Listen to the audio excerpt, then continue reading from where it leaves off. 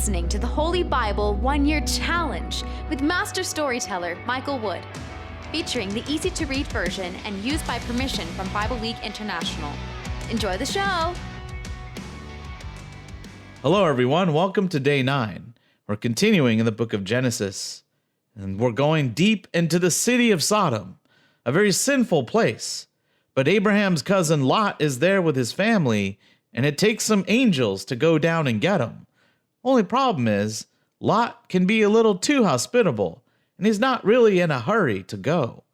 The angels will have to convince him. And then, later on, Abraham is up to his old tricks again, telling everybody that his wife is just really his sister. So King Abimelech takes Sarah as his bride, and so God steps in again to save Abram and his family. That's at least twice now in Genesis chapters 19 and 20 that God has come to the rescue. And moving on into the New Testament, we're reading the book of Matthew, and in chapter 7 through chapter 8, Jesus finishes his sermon and then goes on healing the people in the area. And we see Jesus interact with all types of citizens, including Jews, teachers of the law, and non-Jews, and even a Roman soldier, which to most people is certainly crossing social barriers. We're also going into the book of Psalm, chapter 7, and we come across a word named Selah. That's S-E-L-A-H. There is no direct translation, but most Bible scholars interpret that word to mean a pause in the poem or narrative.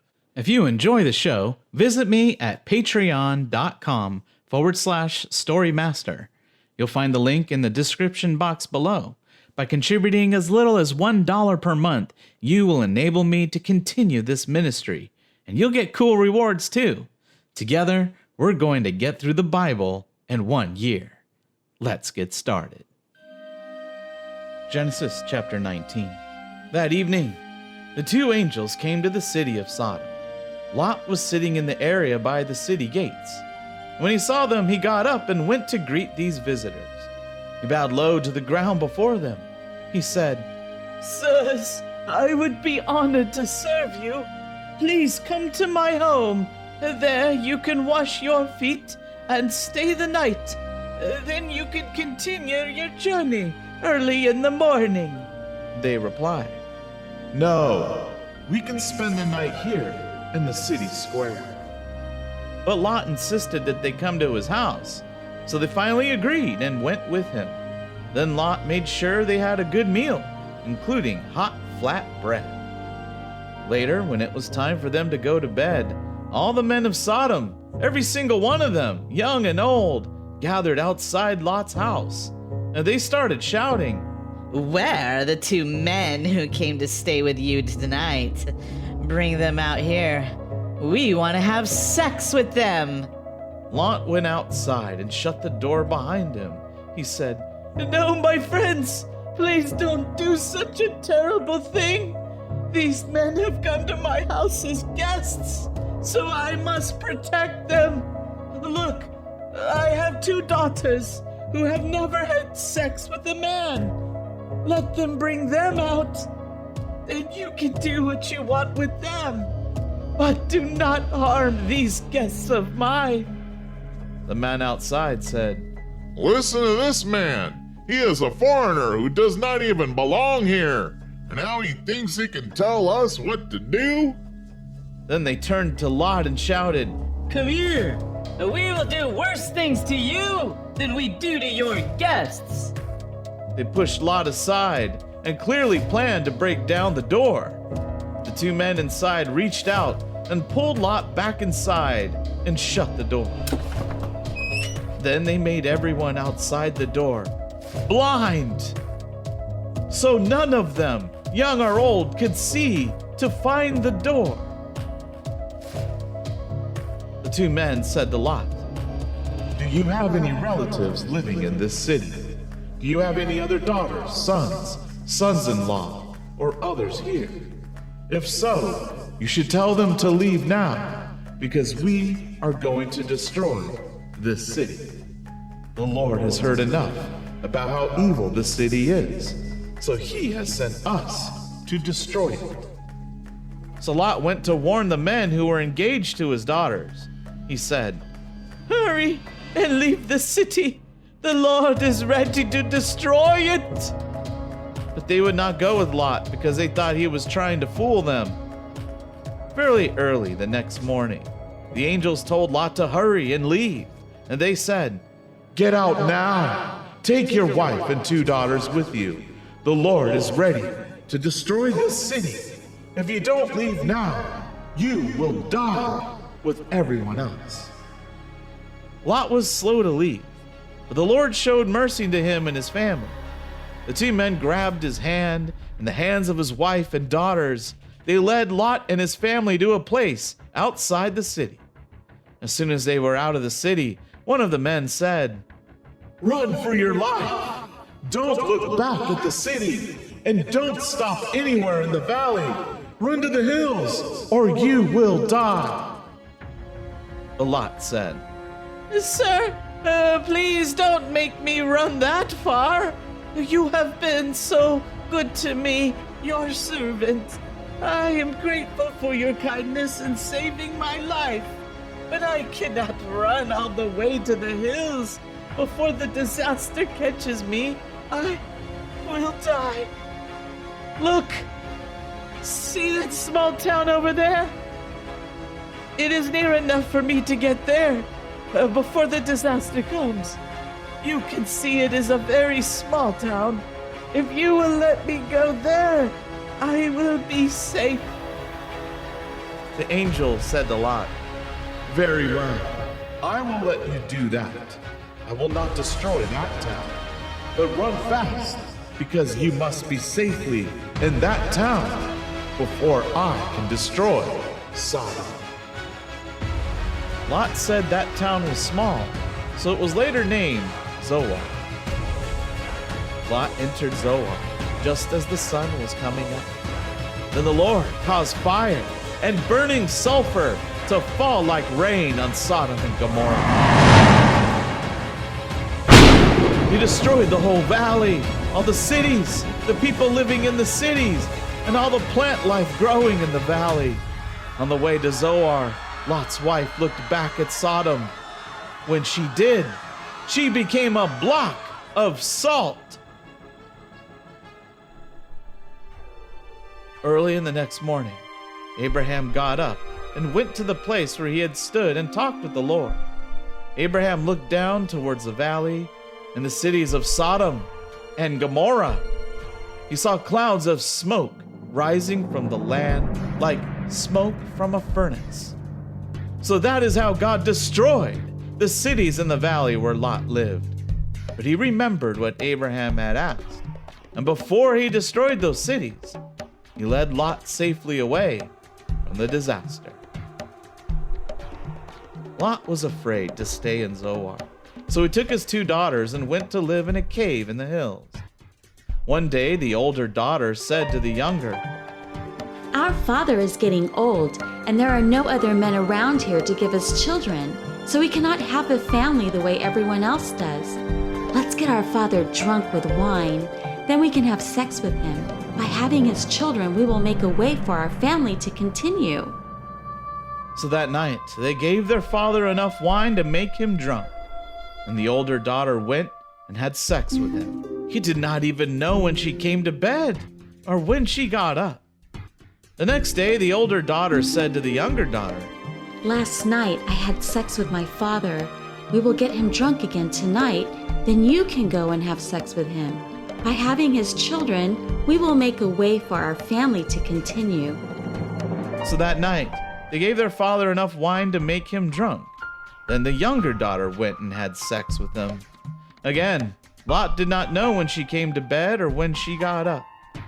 Both of Lot's daughters became pregnant, and he was the father. The older daughter had a son. She named him Moab. Moab is the ancestor of all the Moabites living today. The younger daughter also had a son. She named him Ben-Ami. Ben-Ami is the ancestor of all the Ammonites living today.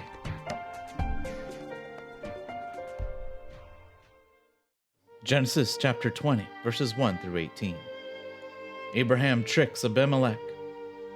Abraham decided to move to the southern part of Canaan, where he settled between Kadesh and Shur. Later, when he was living as an immigrant in the city of Gerar, Abraham told the people there that Sarah was his sister. That is why King Abimelech of Gerar sent some servants to take her to live with him. But one night God spoke to Abimelech in a dream. God said to him, Prepare to die, because the woman you took is married. Now Abimelech had not yet had sex with Sarah, so he said, Lord, I have done nothing wrong. Would you destroy innocent people? Abraham himself told me, this woman is my sister. And she also said, this man is my brother. So I did not know I was doing anything wrong. I am innocent. In his dream, Abimelech heard God answer, Yes, I know you did not think you were doing anything wrong. So I kept you from sinning against me and did not allow you to sleep with her. Give Abraham his wife back. He is a prophet. He will pray for you, and you will live. And if you do not give her back to him, you can be sure that you and all your people will die. So very early the next morning, Abimelech called together all his officials and told them about his dream.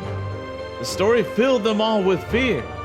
Then Abimelech sent for Abraham and said to him, Look what you have done to us. Because of you, I'm guilty of a terrible sin, and it has brought so much trouble on me and my people. I've never done anything wrong to you, so why did you do this? No one should ever do what you have done to me. What were you thinking that made you do it? Abraham replied, I thought no one here had any fear of God. So I thought there was nothing to stop someone from killing me to take Sarah. She is my wife, but she is also my sister. She is the daughter of my father, but not of my mother. God told me to leave my father's house and travel from place to place. That is when I said to Sarah, Please do this favor for me. Wherever we go, tell people I am your brother. Abimelech gave Abraham some sheep, cattle, and men and women slaves. He also gave Sarah back to Abraham. Then Abimelech said, Look all around you. This is my land. Choose any place you want to live. And he said to Sarah, I am giving your brother Abraham 1,000 pieces of silver. I do this to show your people that they should not think anything bad about you.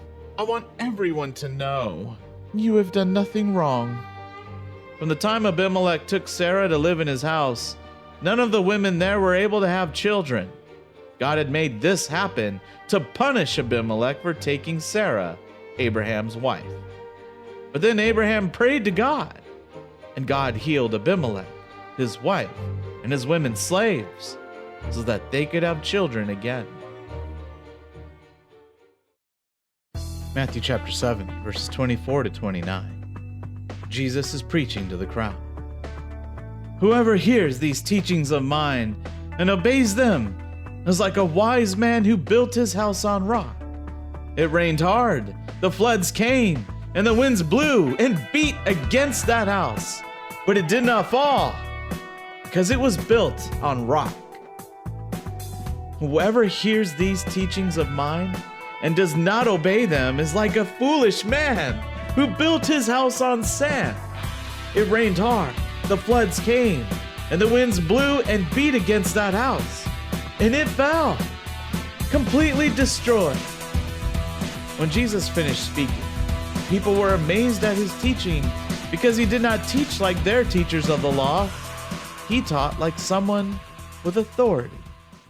Matthew chapter 8, verses 1 to 22. Jesus heals a sick man. When Jesus came down from the hill, A large crowd followed him, and a man with a dreaded skin disease came to him. The man bowed down before Jesus and said, Lord, you have the power to heal me if you want. Jesus reached out and touched the man. He said, I want to heal you. Be healed. Immediately, the man was healed from his disease. Then Jesus said to him, Don't tell anyone about what happened, but go and let the priests look at you and offer the gift that Moses commanded for people who are made well. This will show everyone that you have been healed. When Jesus went to the town of Capernaum, an army officer came to him and begged for help. The officer said, Lord, my servant is very sick, at home in bed. Can't move his body, has much pain. Jesus said to the officer, I will go and heal him. The officer answered, Lord, I'm not good enough for you to come into my house. You need only to give the order, and my servant will be healed. I know this, because I understand authority. There are people who have authority over me, and I have soldiers under my authority. I tell one soldier, go, and he goes. I tell another soldier, come, and he comes. I say to my servant, do this, and my servant obeys me. When Jesus heard this, he was amazed. He said to those who were with him, The truth is, this man has more faith than anyone I have found, even in Israel. Many people will come from the east and from the west. These people will sit and eat with Abraham, Isaac, and Jacob in God's kingdom. And those who should have the kingdom will be thrown out. They will be thrown outside into the darkness, where people will cry and grind their teeth in pain. Then Jesus said to the officer, Go home. Your servant will be healed as you believed he would. Right then, his servant was healed. Jesus went to Peter's house. He saw that Peter's mother-in-law was in bed with a high fever. He touched her hand, and the fever left her. Then she stood up and began to serve him. That evening, people brought to Jesus many people who had demons inside them. He spoke, and the demons left the people. He healed all those who were sick. So Jesus made clear the full meaning of what Isaiah the prophet said. He took away our diseases and carried away our sicknesses. When Jesus saw the crowd around him, he told his followers to go to the other side of the lake. Then a teacher of the law came to him and said, Teacher, I will follow you anywhere you go. Jesus said to him, The foxes have holes to live in. The birds have nests, but the Son of Man has no place to rest. Another of Jesus' followers said to him, Lord, I will follow you too, but first let me go and bury my father. But Jesus said to him, Follow me, and let those who are dead bury their own dead.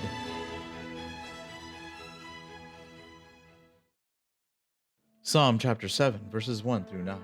A song of David that he sang to the Lord about Cush from the tribe of Benjamin. Lord my God, I come to you for protection. Save me from all who are chasing me. If you don't help me, I will be torn apart like an animal caught by a lion. I will be carried away with no one to save me. Lord my God, what have I done to deserve this? I am not guilty of any wrong. I have done nothing to hurt a friend or to help his wicked enemy. If that is not the truth, then punish me. Let an enemy chase me, catch me, and kill me. Let him grind me into the dirt and put me in my grave.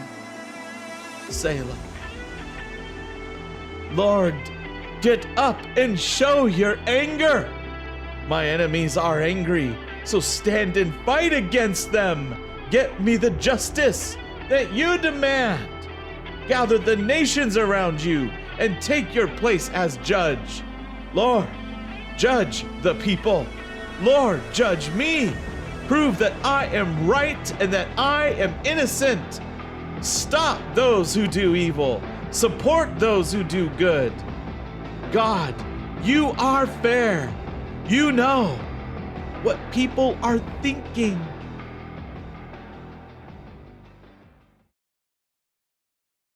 Thank you, everyone. That should do it for day 9. In the next episode, Abraham must face the most difficult test of faith he or anyone in history has had to face. And as we continue in the book of Matthew, we've seen Jesus preach, we've seen Jesus heal, now we'll see Jesus deal directly with demons. We hope you enjoyed today's verses. Be sure to leave us a positive review and to share this podcast with your friends and family. Please join us for the next episode as we experience the Bible in 1 year.